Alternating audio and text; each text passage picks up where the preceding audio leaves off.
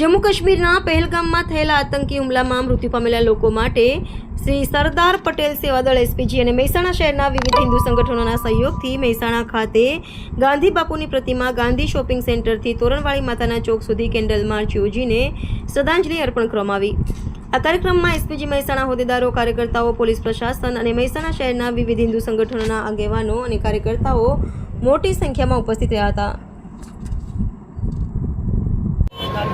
રાષ્ટ્રીય અધ્યક્ષ એસપીજી આજે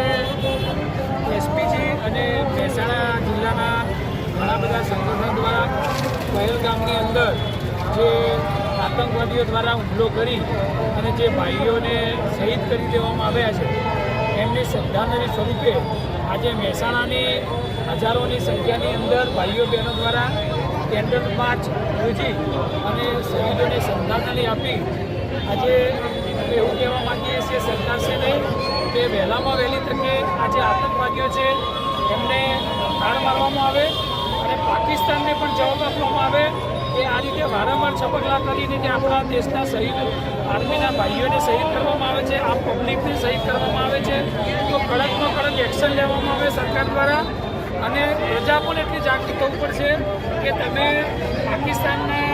કોઈ પણ વેપાર હોય કે પાકિસ્તાનનું કંઈ પણ હોય એનો બહિષ્કાર કરવો પડશે અને ભારત દેશની તમામ પ્રજાને જાગૃત રહેવું પડશે। અને જ્યારે પણ આવો કોઈ હુમલો થાય એટલે બધા એક રહી સર્વ ધર્મના તમામ લોકો ભેગા થઈ, જેમ આજે અમે સર્વ ધર્મના તમામ લોકો અહીંયા મહેસાણા ઉપસ્થિત થઈ